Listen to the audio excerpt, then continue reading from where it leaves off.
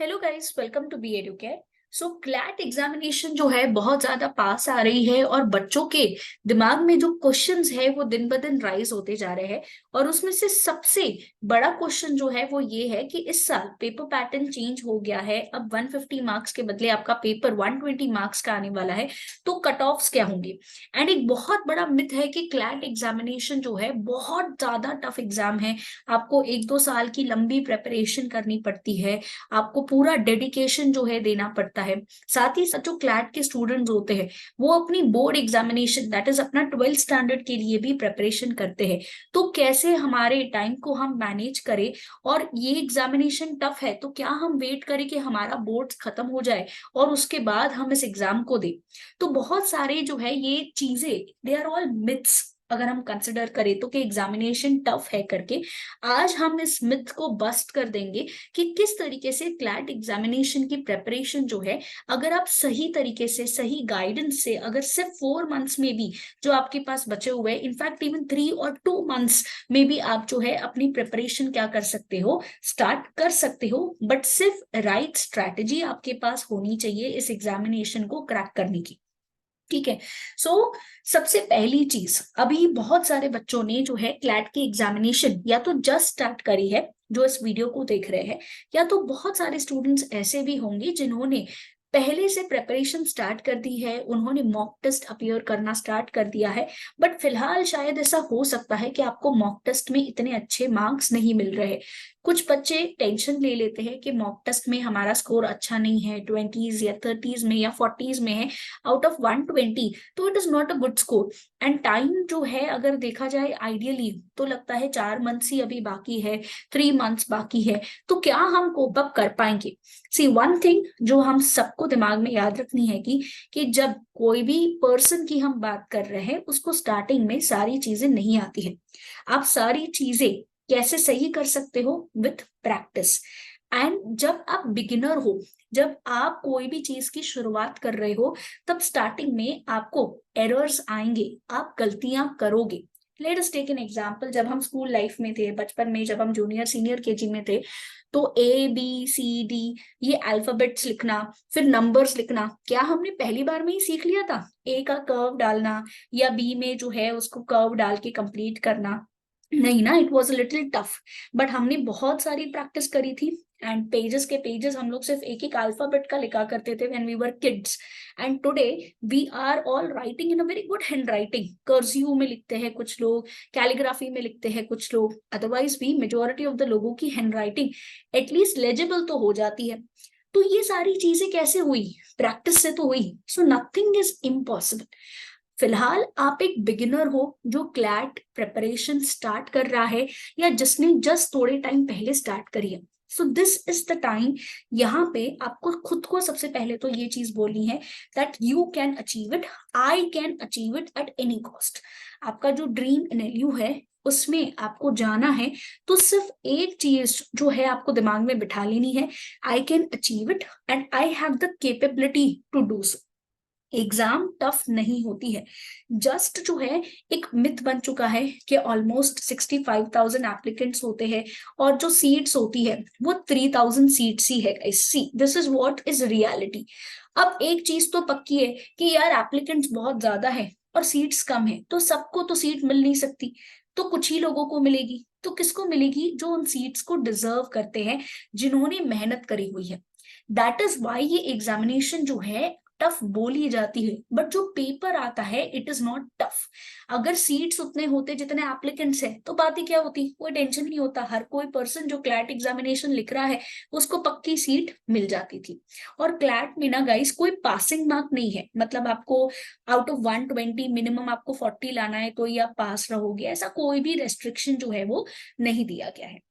Despite whatsoever is your score, आप जो है क्या किए जाओगे, पास डिक्लेयर किए जाओगे। But the question is whether you are getting into NLU और नॉट।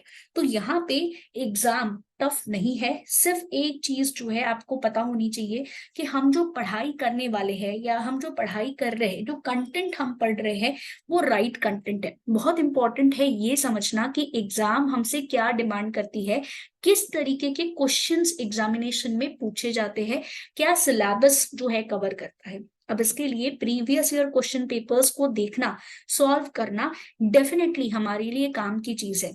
बट क्लैट का पूरा पेपर न्यूज़पेपर में ऐसे आता है, तो हर साल हर दिन इनफैक्ट न्यूज़पेपर तो चेंज होता है, न्यूज हर बार चेंज होती है।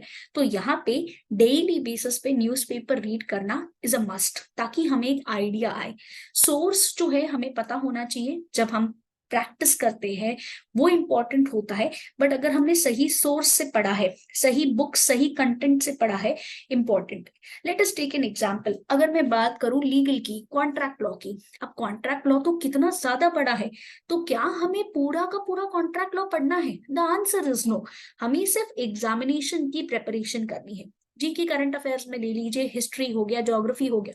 क्या एग्जाम हमसे एक्सपेक्ट करता है कि हमें हिस्टोरियन होना है, हमें इकोनॉमिस्ट होना है? The answer is no. तो कितना पढ़ना है और क्या पढ़ना है और किधर से पढ़ना है, ये बहुत ज्यादा इंपॉर्टेंट हो जाता है। फिर पढ़ने के बाद हमें उसे अच्छे से प्रैक्टिस करना है और ये मेक श्योर करना है कि हम जहां पे गलत जा रहे हैं उन चीजों को हम सही करें। तो आपके पास एक सही जो है गाइडेंस होना चाहिए टू प्रूव यू कि हाँ ये गलत है, अब आगे आपको सही डायरेक्शन में वो पर्सन जो है वो लेके जाए। So don't worry, be Educare is your, we will be guiding you daily basis पे। हमारे चैनल पे अपडेट्स आते रहेंगे, stay tuned with that also, and remember, tell this to yourself that you can crack this examination.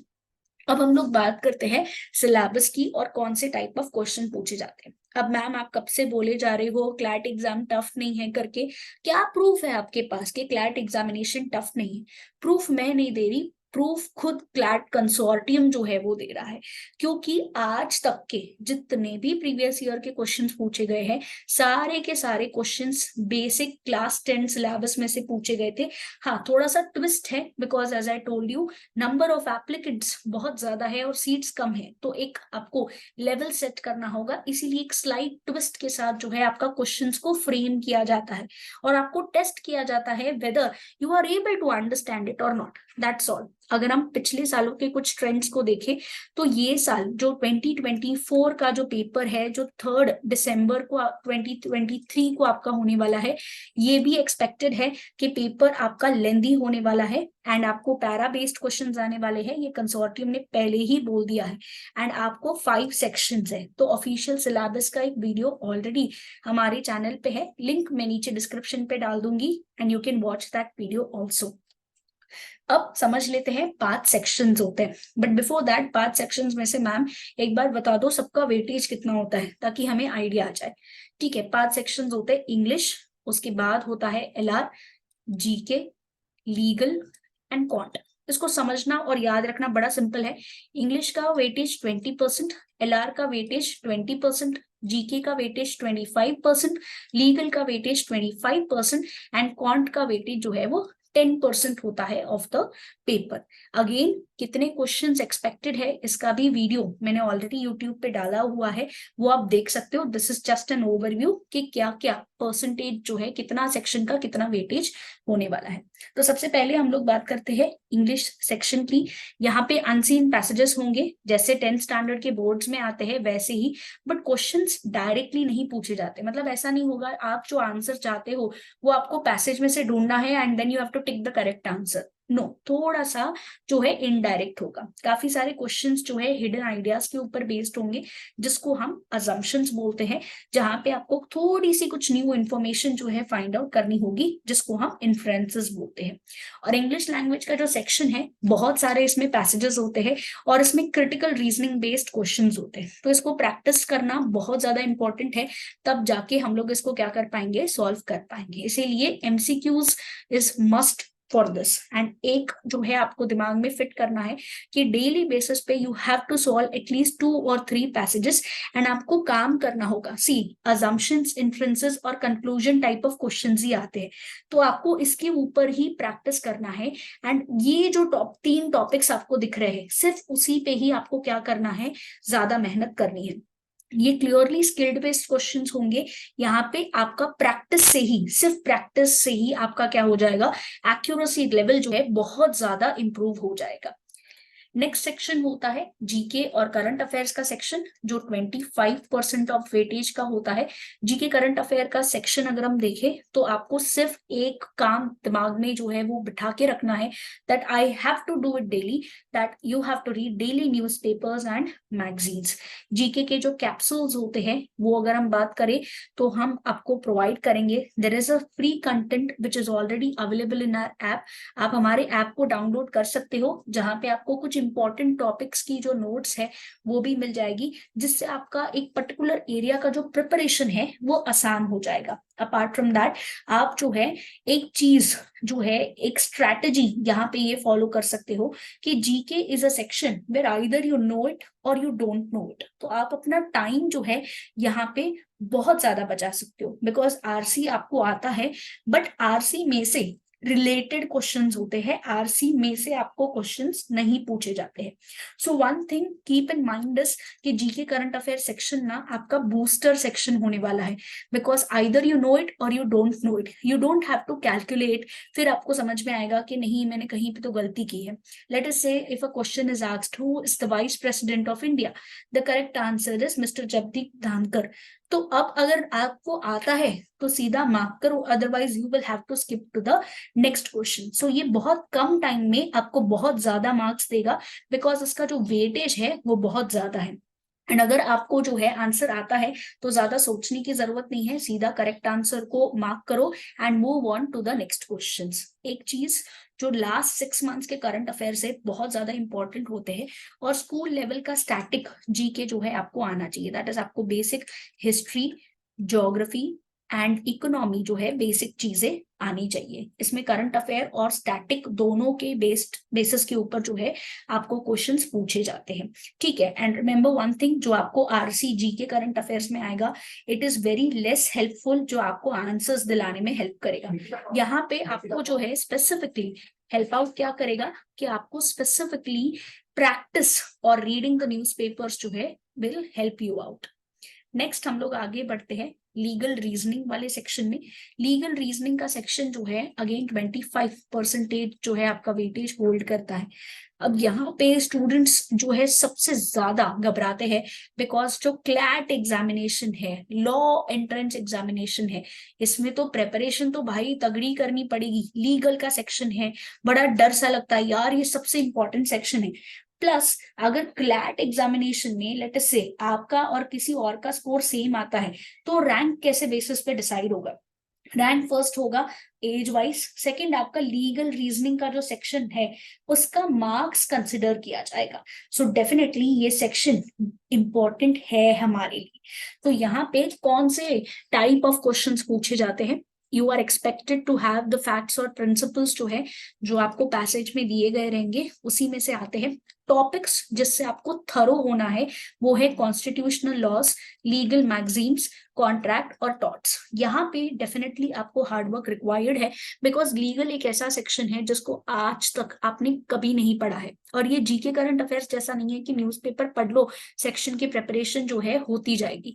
यहाँ पे static part है, यहाँ पे थोड़ा सा लीगल का पार्ट है, तो थोड़ी मेहनत तो यहाँ पे करनी होगी यार। एनएलयू बैंगलोर, हैदराबाद, जोधपुर, कोलकाता में जाना है तो थोड़ी मेहनत तो हम कर ही सकते हैं। तो ये सेक्शन में हमें कुछ ऐसे बेसिक टॉपिक्स पे क्या करना होगा, मेहनत जो है वो करना होगा।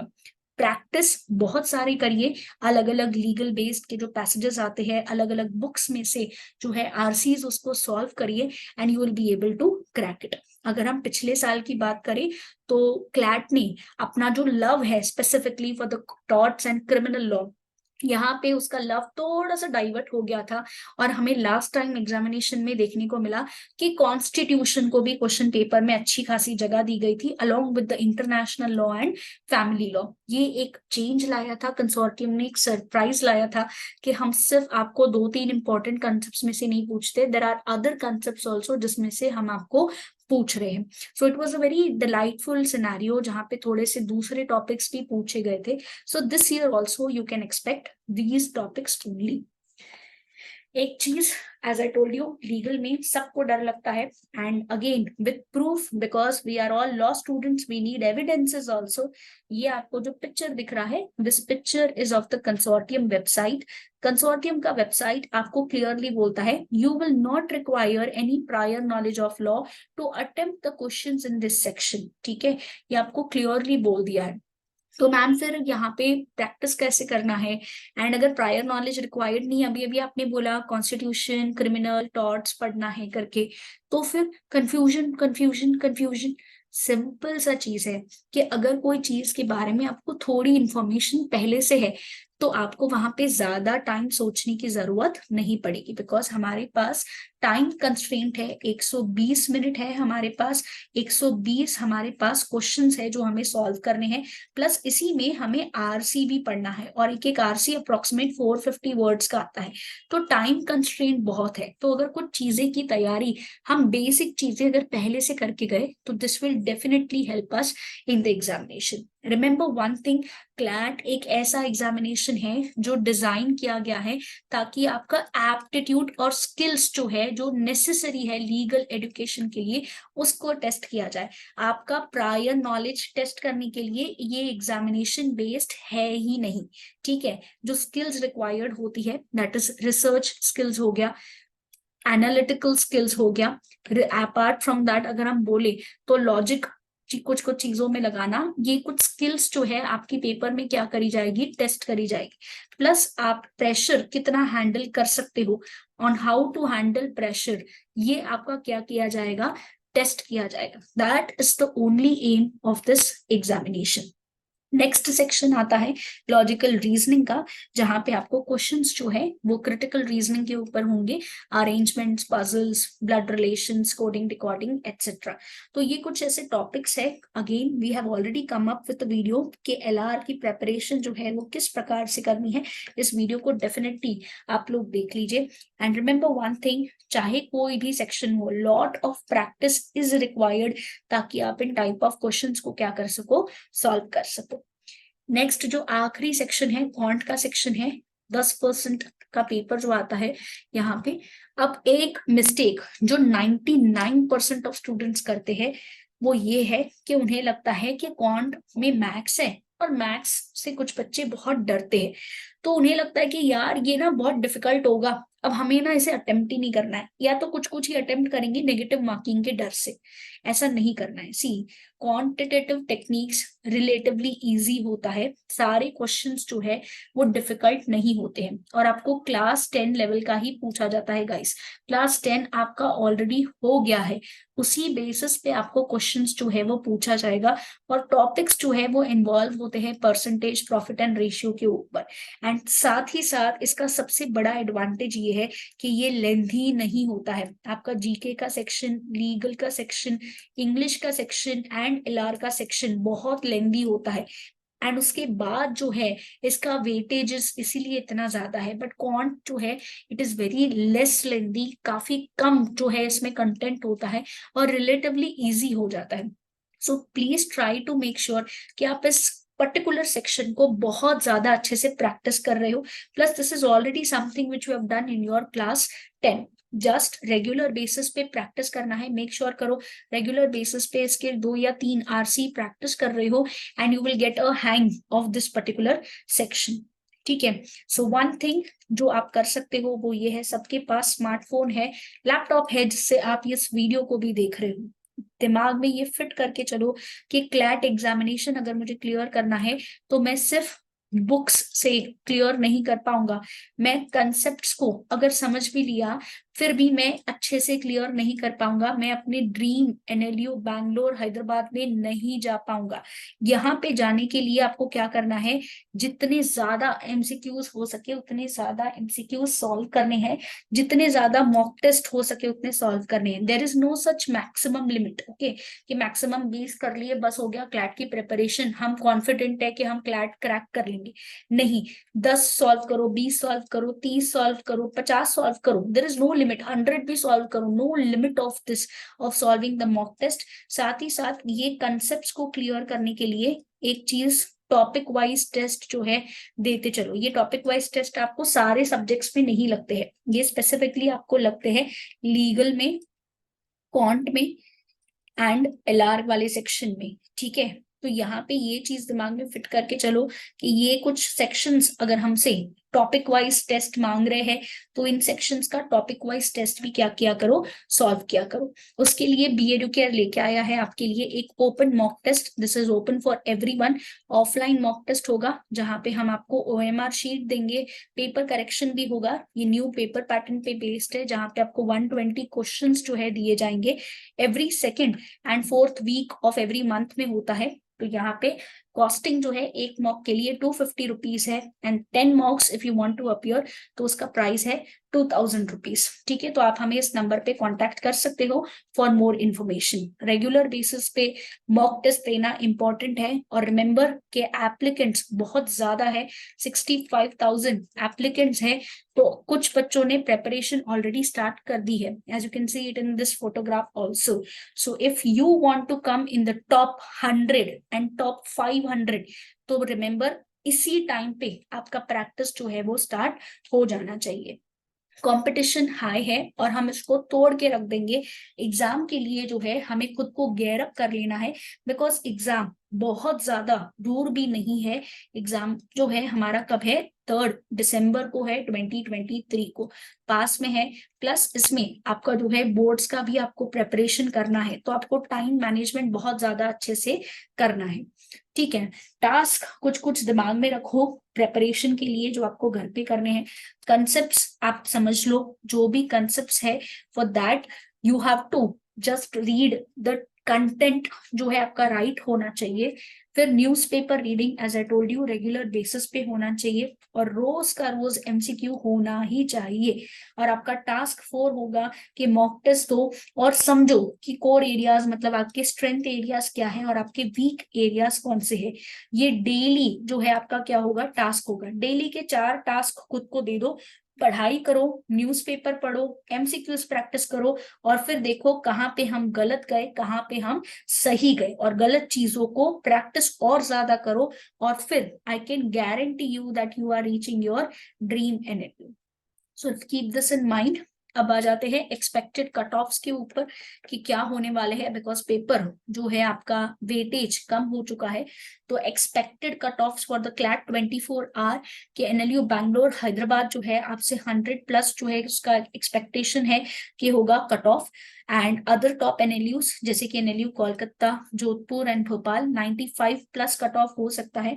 और बाकी के अदर एनएलयूज जो है ये 85 प्लस जो है कट ऑफ इसका जा सकता है। This all cut off is for open category students only, ठीक है। तो हम प्रेपरेशन अच्छे से करेंगे। अगर कट ऑफ चलो कल को जाके एनएलयू बैंगलोर का अगर बाई चांस 98 प्लस भी जाता है या 97 प्लस भी जाता है तो हमें कोई टेंशन नहीं होना चाहिए, बिकॉज वी वर प्रिपेयर्ड कि हमारा कट ऑफ क्या होने वाला है, 100 प्लस होने वाला है। तो एक चीज दिमाग में बैठ के चलो कि this are the expected cut offs. अब आपको आपका डेस्टिनेशन जो है मैंने आपको बता दिया है कि आपको कितना स्कोर जो है लाना है आपके ड्रीम एनएलयू में जाने के लिए, और उसके लिए प्रैक्टिस अभी से ही स्टार्ट कर दो। प्रैक्टिस इज द की जिससे आप आगे बढ़ पाओगे, ठीक है। So register now for the CLAT open mock test. You can contact us on 8383818888 also and stay tuned to be educare for more such updates। हम एक लॉ एंट्रेंस एग्जाम क्लासेस है जो प्रिपेयर करते हैं, हमारे offline coaching centres Dombivli, Ghatkopar and Dadar में है। Plus we also conduct online जो एग्जाम की प्रिपरेशन होती है, चाहे एमएचसीईटी हो, चाहे क्लैट एग्जामिनेशन हो and other law entrance examinations also we do conduct it। So you can contact us on any of these numbers, or this is a master contact number 8383818888 for more information। और अगर कोई भी exam related doubt आता है तो भी आप नीचे कमेंट बॉक्स में लिख सकते हो या फिर हमें आप इस नंबर पे कांटेक्ट कर सकते हो।